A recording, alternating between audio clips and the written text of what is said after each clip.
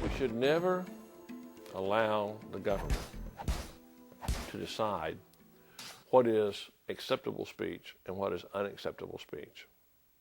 We should penalize behaviors, not opinions, and not speech. If you start trying to regulate speech, you start trying to regulate thoughts, start trying to regulate beliefs rather than behaviors, there's no way that you're not going to abridge the constitutional rights of millions of Americans. أهلا، أنا عمران دقنيش. لقد رأيتني في سيارة الإسعاف في حلب.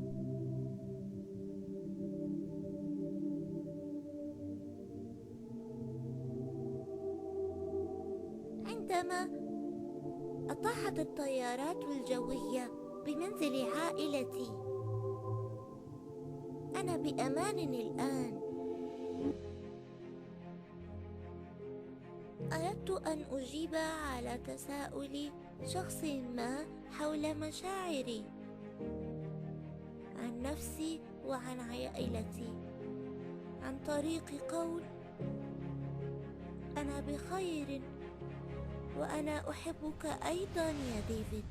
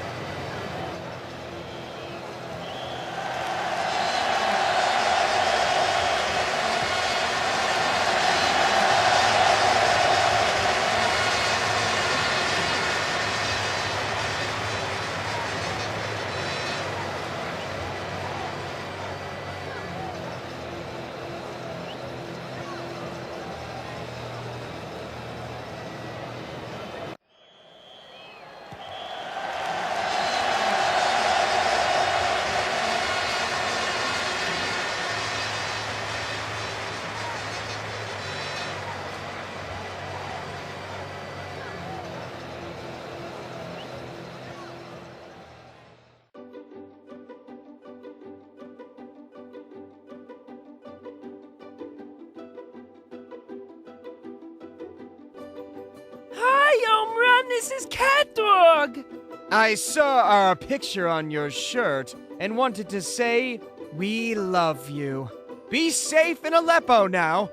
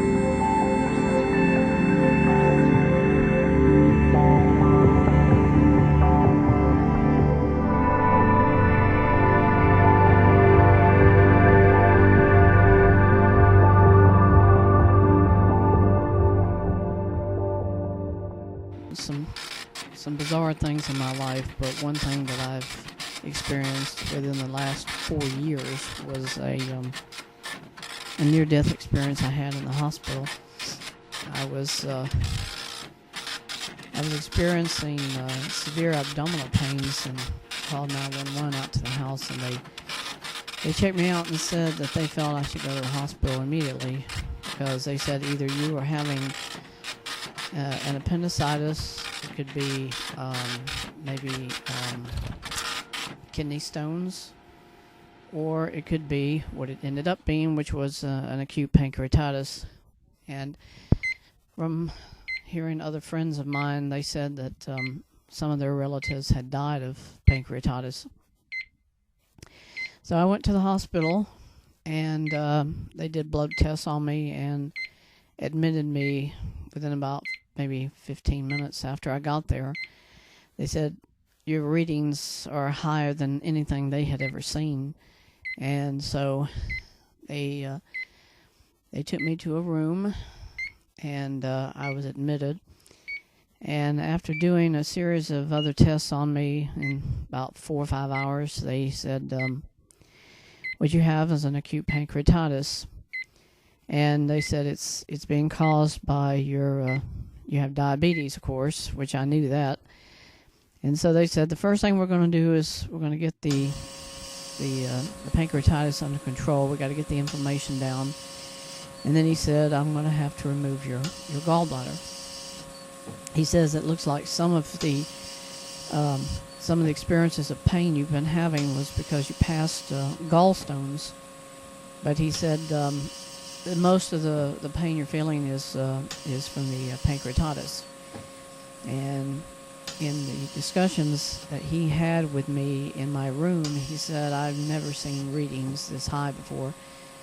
In other words, I should have been dead. So they took me through a series of maybe 3 or 4 different types of neurological scans. They put me in the CAT scan, did an MRI on me, they did an ultrasound, and pretty much everybody in the hospital had heard about me because I was waiting to go into the CAT scan, and another patient come out and said, who are you? And I said, well, I was just admitted today. And he said, yeah, I know, I heard about you had an acute pancreatitis, so it spread pretty fast around the hospital. I guess there hadn't been very many people who had this sort of thing. And so the CAT scan, roughly it took at least an hour and a half, and I'm not saying I'm claustrophobic, but going through that experience, having it right there in your face, that was kind of unnerving, you know. And then to think you had to hold your breath during the times of the machine taking these actual electrical scans, because you can't breathe when they're taking the readings.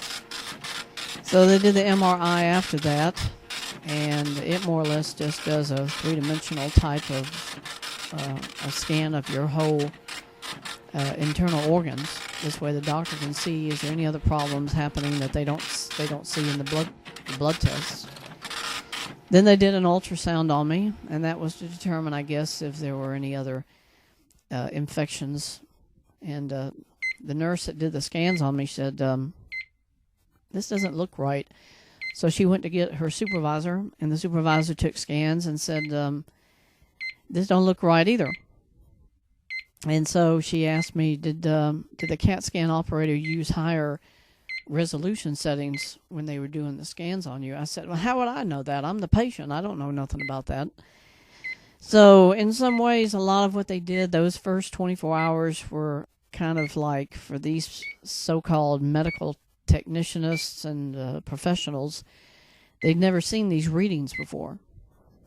So that was really the first experiences I had being in the hospital, having these tests done on me. And so in the days that followed, I was put on morphine to help the pain because I was really, really hurting. I had total intravenous nourishment taken or put into my bloodstream. I did not eat anything. And I can't remember if I don't even think I drank anything. So everything was totally intravenous. And so after about 5 days, they finally got the pancreas under control. And then they planned to take me to surgery the next morning. It didn't happen until that afternoon. So I was taken in about 4:30 that afternoon for the surgery, and if you know anything about operations, they never give you all of the release forms until the day and hour that you actually go in to the triage area, which is more or less, that's the preparatory area before you go into the operating room.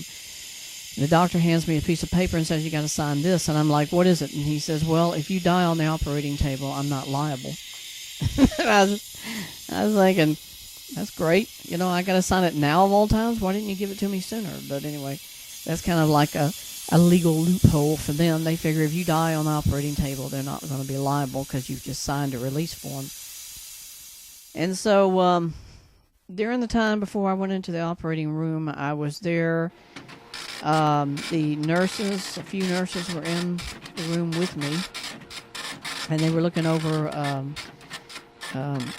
I guess it's sort of like a biochemical overview, like a schematic of your biochemistry.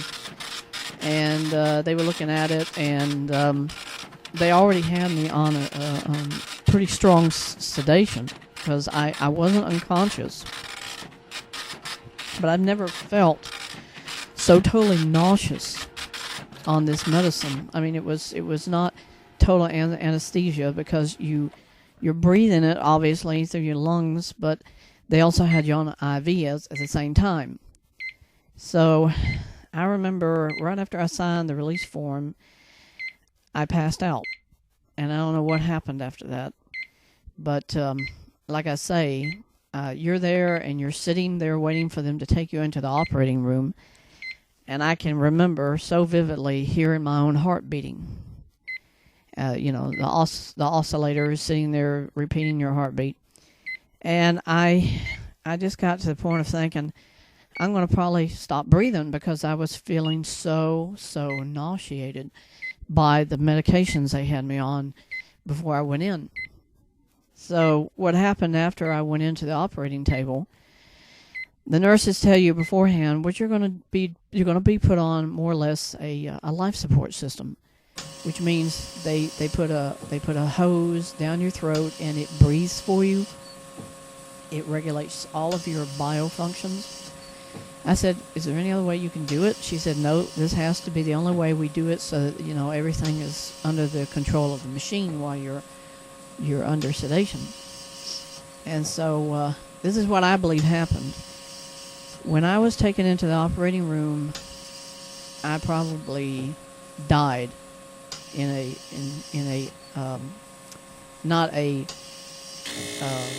what's the term, clinical death or biological death, because during the time that I was first brought in, I had a near-death experience. I saw myself being lifted off of the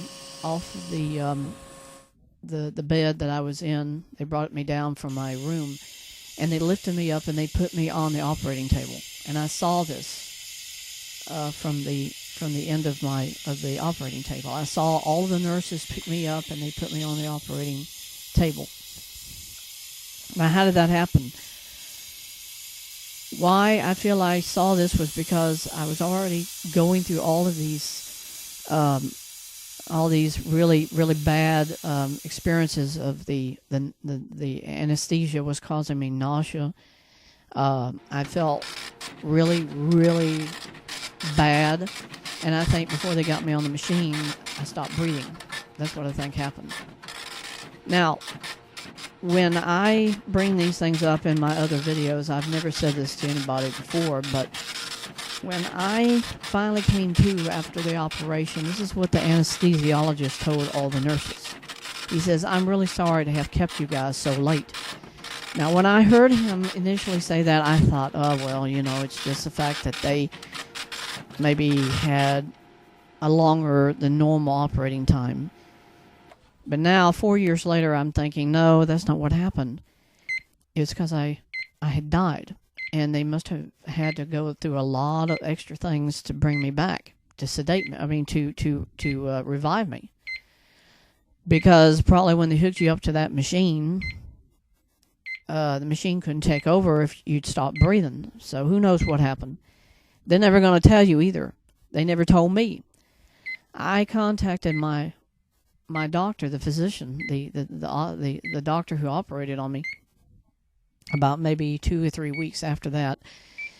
And this is what he told me on the phone. He says, "Well, we brought you through it, didn't we?" And I thought, yeah, but that's not an answer. What happened in the operating room? And he just was so evasive. I know doctors have to do that because they don't want to be liable if something did happen to you. Then he told me, well, I can give you the phone number of the anesthesiologist, because he was the one that was handling all of these different things. I called his office. Do you know he never called me back? Never. The anesthesiologist never returned my phone call. Never. And I think all of that proves to me something did happen in that operating room. Something bizarre happened.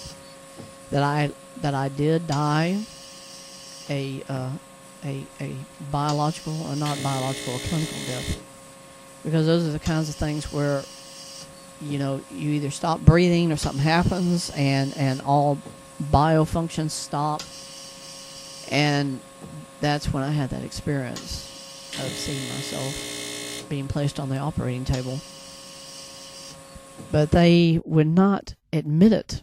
In all the years since, I've never gotten anybody from Piedmont Medical Center or Piedmont of Noonan Hospital to ever tell me that. They never would admit it. So I've kind of been thinking about how I've had all these other odd experiences in my life. I've had this alien experience. I've had the other operation I had during the time when this alien experience took place. I was in the hospital for an operation on my hands. I was only 6 years old, but I still remember some of the things that took place. They brought me into the operating room, and for some reason, as a child, all I could do was speak to the people in the operating room. I couldn't see anything. In other words, my eyes were either so weak from the anesthesia that you could only have a conversation, but you couldn't see anything, because I never saw anybody. I could speak to them and say, hey, where am I, what's happening, all this stuff, but I couldn't see anybody because I couldn't open my eyes. And so when they finally sedated me, because they had to start the operation on my hands, that's the last thing I remember. And then the next thing I knew was I was back in my actual room. I woke up and all my family was around me. And those are the only things about the operation I remember.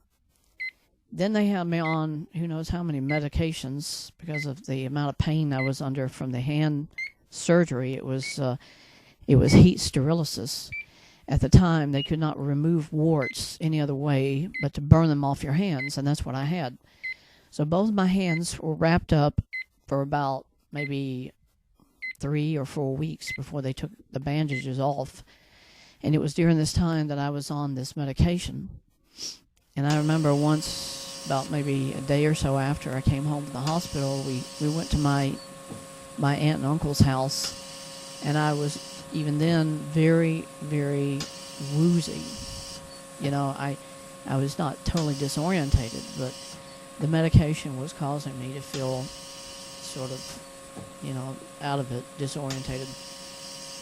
And so during the times that I was at home, I'd be in bed, be trying to sleep, try to recover from the operation. And this is during the time when I saw these alien creatures, whatever they were. So operations are things that trigger my mind, I guess, to remember these things of other experiences I've had. But there's certainly nothing you'll ever forget because you've been through them once already. And when I try to relate these things in these videos, you can see how hard it is to really try to recreate what it is you see and what you experience and what you remember. And I was watching some videos tonight about UFO abductions. And they're saying in some instances, people who use hypnosis can actually fabricate other things because their mind is now talking in that subconscious level where anything can be brought out. So in some ways, I think not having been hypnotized and still remembering the things that I do remember about these creatures, I think it gives my story validity because I haven't been influenced by hypnosis in the memories that I have had about these aliens. Never had anybody to influence my memories by having been placed under hypnosis or any other kind of a status where I could have had somebody influencing my memories or my experiences through, you know, like a subliminal suggestion or through post-hypnotic suggestion or whatever. I didn't have any of that because I never have been hypnotized. So my experiences, I think, are more truer now than they were because of what I saw, of what I remember, not what somebody else has brought out through hypnosis. Hypnosis, though, is in itself very much still an unknown method of bringing out things. Now, I admit Betty and Barney Hill was under hypnosis, and they experienced and recounted things that they went through. So hypnosis does work for some people in a lot better a way than other people have. But I just think what I have as far as my amnesia of these periods of time where I don't remember what happened after seeing these creatures, I think it's traumatic amnesia. That means what I went through and what I experienced as a child was so traumatic for me that it was more my mind blocked it than it was the aliens did something that blocked the memories that I cannot have or don't have of what I saw and what I experienced. And oddly enough, in the years after it happened, I think mentally my mind said, I don't want to remember these things anymore. And so I'm only now recanting these things or remembering them. They're reoccurring in my mind because it's been plus 40 years since it happened. So mentally, you know, the older you get, the more your mind kind of wants to relive certain things. And over the years, you mentally aren't as terrified of something that you saw as a child as you might feel like you are now. So that is the reason I wanted to bring up these experiences I've had being in an operation environment. Now, maybe the reason being in the operating room as a child when I had the operation on my hands, why I couldn't see anything, was that mentally my mind was still remembering what I had experienced with these preliminary, you know, sightings of this gray alien. I saw the alien in bed one night, and it seems like my recollections are that within about a month or so after I saw it is when I had the hand operation. Then after the fact, I came home, I was recovering in bed, and I had this one instance of seeing this creature in two different places in my bedroom, one against the wall, and then I see it me in bed, and I wake up and it's right in my face, and all I can remember of a background around this creature is it's a brilliant white light.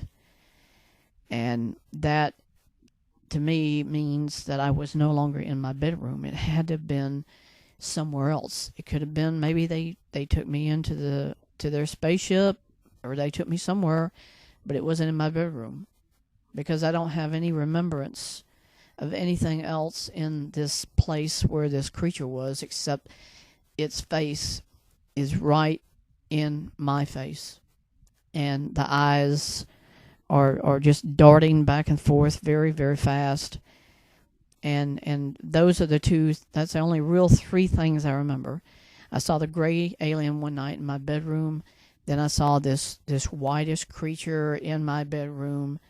It was very blurry, because that proves it had been after the fact that I had been brought home from the hospital and I was on medicine to help the pain, and I saw it. And then the only third experience I had was seeing it in my face. Now some people are going to say, well, that just proves it was delusional. Well, if it were delusional, why would I still remember all these facts in such detail all these years later? Unless there has to be validity to what I saw and what I experienced. And the fact that, as a child, I was very susceptible to trauma. If I saw things that I didn't understand, or if it scared me, my mind more times than not would just blot it out. I wouldn't remember these things. I lived through an actual hurricane when I was about 4 or 5 years old. It was 1971, 72. I went to visit my grandparents, and they lived in Mississippi. And this is when Hurricane Gladys had come through Mississippi. It had gone through Alabama. And I was right there in the heart of that hurricane with my grandparents. We lost 3 or 4 large trees near the house, and they all came right down next to it. The house was brick, but I remember very clearly that during that time we had to hide underneath the table in the kitchen, because you heard literally the roof about to rip off. It was just that scary. And I guess that could have been part of it for me, because I remember my mother telling me I wouldn't let go of him when we left the house after that happened. I was so terrified of what we had gone through with that hurricane. I just didn't want to let go of them when we were in the car driving away. It was so scary. So those kinds of traumatic things, you think, well, hey, if I was terrified of a hurricane, who knows how I felt after I saw these creatures. But now, 40 years later, I'm starting to remember these things again. So, again, all of these things to me prove beyond a doubt that what I experienced was real, because I'm still having very clear recollections of the things that I saw and what I went through. And you can't say that it's a pure coincidence that you're having these things. That's what I call the losers out there who say, well, you had an experience, great, but, there's no way to prove it. So therefore, they just discount it immediately and say, you're just a disillusioned individual. Because I've done videos and people have slapped me down and said, you're a conspirator and you're this and you're that. And I'm like, hey, you're entitled to your opinion, but that doesn't mean you're right or what you're saying is true.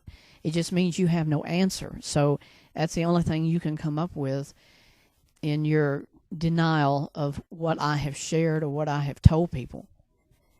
And that means you have no validity to say what you're saying, because you don't have an answer. You don't have anything. So I look beyond it now. And I say, I know what I've seen and I know what I've experienced. And as long as I have the right to express my feelings, I'm going to, because under socialism, we're not going to have the rights anymore to say anything. And anybody that's a liberal who believes that Biden and Obama and Kamala Harris are somehow going to unite this country and make it a better country, you're about to face the harshest reality of your life. That you not only destroyed America, but you destroyed every opportunity any person would ever have again to be free American citizens and have the chance and the rights to express themselves. And that is, to me, the greatest tragedy of socialism, of communism, because it strips away everything about you. It strips away your nation. It strips away everything that your relatives and your ancestors fought for, because now you've said, we don't want it. You've just said, we don't care about what we had. We think it's more important now to give it to the illegal immigrants. It's more important now to give it to the blacks. It's more important to give it to the Muslims. It's more important to give it to the homosexuals and the gays. And you think that's supposed to unify people together? When you're saying they are entitled to things, but you're not anymore? That is not equality. That to me is the lie of socialism. Socialism is supposed to be this great idea that to bring equality, you have to give certain races and certain groups more privilege than other people. All you're doing is saying we're going to take away from other people who we don't think deserve those privileges. And you're saying essentially we're not going to give equality to anybody. We're going to give it only to who we think deserve it. That's socialism. That's communism. And when that happens, that means you're going to restrict whites and you're going to restrict other groups who want freedom and justice and freedom and liberty. You're going to say, you don't have the right to those things anymore. We're not going to let you have those anymore. That's socialism. In a nutshell, socialism is wrong, but more importantly, it is the demise of a people and the instigation of oppression. And in history, we only have one group that ever did that, and that was the Nazis. The Germans instigated oppression across the world. What happened to Adolf Hitler in the end? He killed himself. He committed suicide with his mistress. You know why? Because he knew he was not going to be taken alive by the Allies. So he told his mistress, we're going to take poison, we're going to kill ourselves with guns, and they'll never be able to find us again. And that, to me, is the biggest vanity there is, because if you think you can escape the things you've done to other people by killing yourself, that is just you saying you're a coward. You don't want to take responsibility for what you did to those innocent millions of Jewish people. The socialists are doing that today, but they're not attacking Jews. They're attacking Americans who want freedom, who want justice. They're going to attack freedom, and they're going to attack individual religious groups. Specifically, they're going to attack Christians. And Satan has always been against Christians since the day that the Lord Jesus died on the cross. He said, I'm going to annihilate this whole world. And he's had that whole perception of humanity being entitled to die out as a race, as a species, because God cast him out of heaven. He said, if you want to rule, you're going to rule earth. You're not going to rule heaven. And so when he got here, he said, that's what I'm going to do. The first thing, I'm going to annihilate the man that he creates. I'm going to annihilate this whole idea that mankind is something worth saving. And he's been doing that ever since. For 2,000-3,000 years. Satan's whole intention has been to destroy the human race. The Nazis had that attitude. And now, through Obama and through Biden, the Fourth Reich has now risen. It is now very much alive in the world, because that's what Nazism is. It was called the Third Reich. Now it's the Fourth Reich. Now the Nazis have a totally different platform to work with, and that's the kind of technology that we now have today in this world. Now they can brainwash people. They don't have to take you and put you in a FEMA camp per se, and torture you into submission. Now they can do it through brainwashing methods that Obama has been doing to the American people through high-definition TV, through everything and anything else. That's exactly how Obama's been doing everything. And now Obama is coming right back into the White House because of Biden. Kamala Harris is Obama. Kamala Harris is Michelle Obama. Kamala Harris says we're going to let the drug dealers do anything they want to by getting rid of their records, by letting them have every narcotic available to them, meth, crack, fentanyl, heroin, marijuana. Kamala Harris said we're going to make every one of these drugs legal. And then it'll help to eliminate and eradicate anybody and everybody still left that holds the same values that America used to have as a country when we wanted decency, when we wanted to be a nation that was accountable for its actions. And when I saw the U.S. Supreme Court turn their backs on President Trump and snub him and say, you're not entitled to anything, especially justice, for the things that the communists put you through and the socialists have put you through, that told me they have sold their souls to Satan. Just like every other Republican who turned their backs on President Trump. Barr himself, he's already sold his soul. I say, God have mercy on you, Mr. Barr, because you have now disassociated yourself with the human race. You are not a human being when you give up.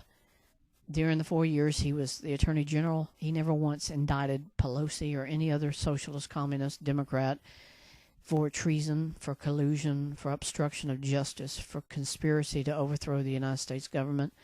And they've shown that through everything they've done since President Trump was elected. You don't see hatred anymore. The kind of hate, the kind of a satanic, demonic hatred towards President Trump, you don't see that towards Biden, because they know Biden will never leave office again now because he is Obama and Obama is Biden. They're both going to be in there. They're going to run this country into the ground. And then Obama is probably going to say, your Constitution now is absolved. It is now null and void. And then he's going to go right to the United Nations and say, I hereby declare myself the global world leader. And then he'll probably make Kamala Harris the USSA governor, which means she'll run the country while he runs the world through the United Nations. I don't know what's going to happen to Biden because he's already a senile fart of a guy who has no mentality, and he'll probably be given a pension and sent home to live the rest of his life in his basement. That's what's probably going to happen to Biden. But when the United States government took over this country during the election, when they said your vote doesn't count for anything because now we're going to decide the votes, we're going to decide what happens.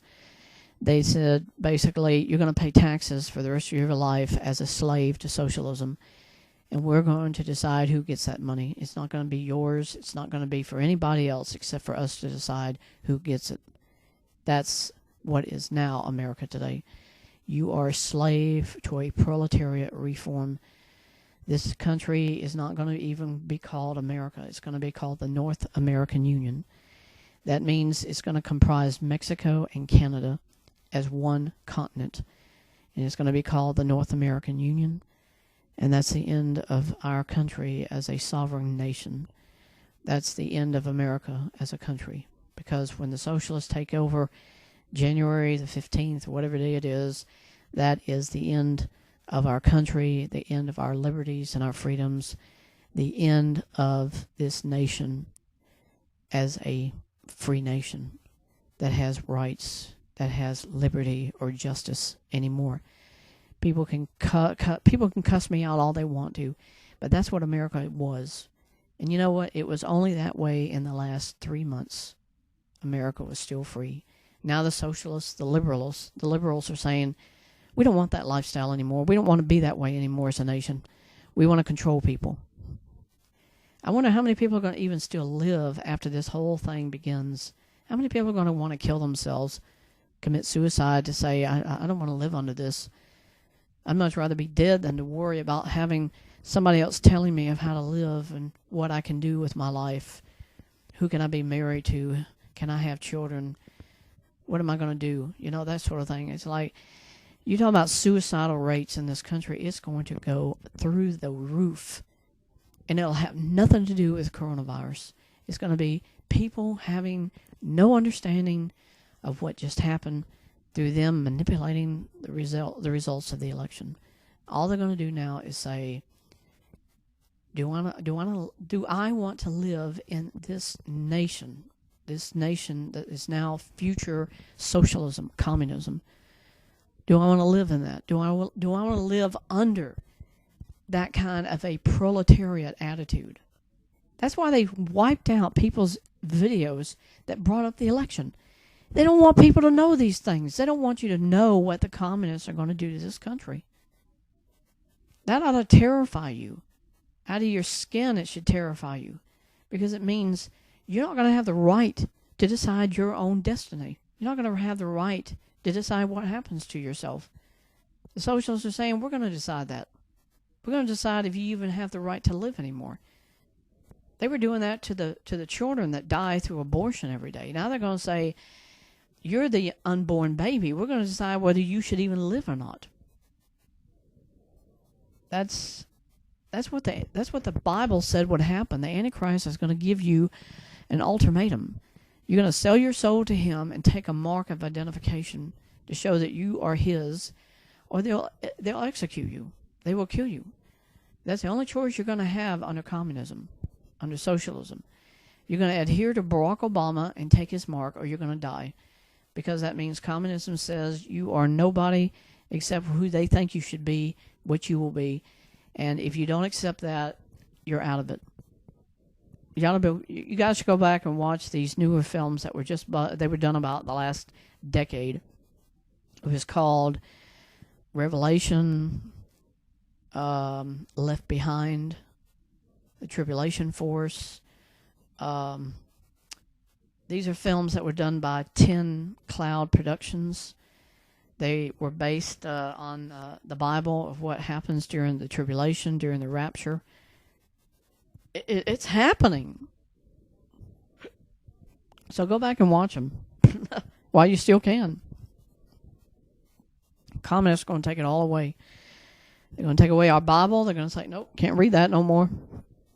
They're going to take away your freedom to worship through going to Easter celebrations at church. Christmas is just an example. It is a foreknowledgeable event to show everybody we're using coronavirus as an excuse to see how many of you really will go to church when you know that eventually the government's going to say you can't go because we're not letting you go anymore. Will anybody defy that order and say, I'm going anyway, I don't care what you say about it? Or will they just say, yes, sir, I won't go back to church. I'll do anything you tell me to. That's called brainwash. Because you don't adhere to anything you believe in anymore.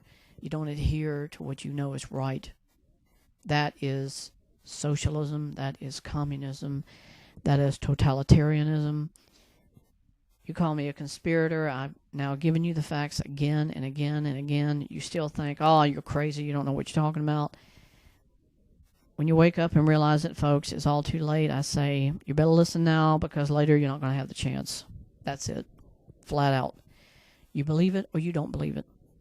Ripley's Believe It or Not said, believe it or not. And that's what it is. You either believe it or you don't believe it. There's no borderline. There's no, well, I kind of believe this, but I don't believe that. No, God tells you you have to take a stand one way or the other. He says, if you're lukewarm, I spit you out because you don't take a stand on either side. So it's time to take a stand. You stand for freedom or you stand for slavery. That's it. The UFO channel is a production of Omran and Kerry Film Productions Incorporated. Copyright 2020, all rights reserved. No part of this program may be reproduced, distributed, altered or manipulated in any way without written permission from the copyright holders. Anyone violating this law will be subject to corporal punishment. Such punishment would include a paddling, a spanking, a wiping, or other such torture technique. It will be carried out by the socialist dictator of your country. In socialist America it would be Kamala Harris or Joe Biden.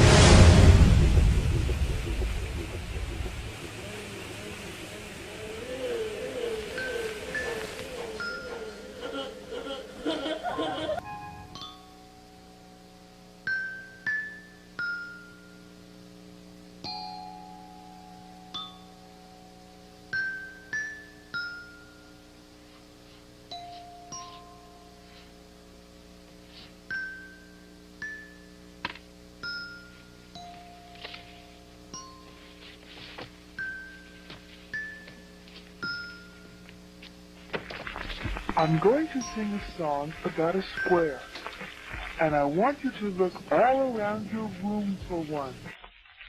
But remember, a square has 4 straight sides, and each side is just as long as the other, and it has 4 corners that are the same size.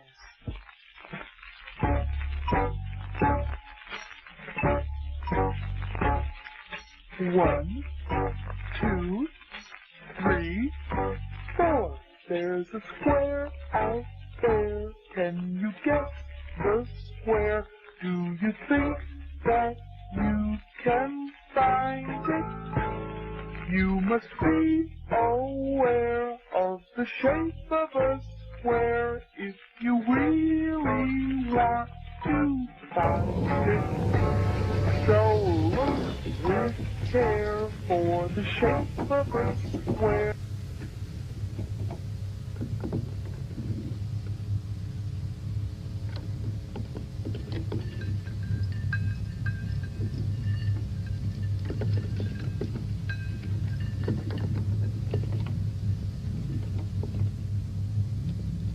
You can come and play now.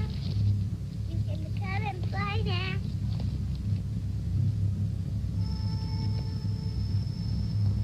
Come into the door.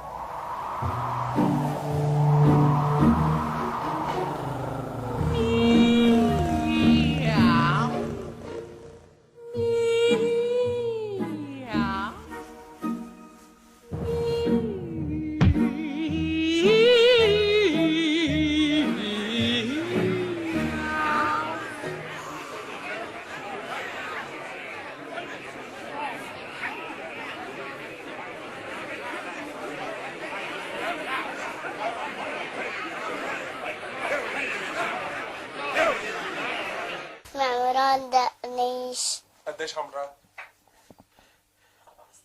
4 سنين.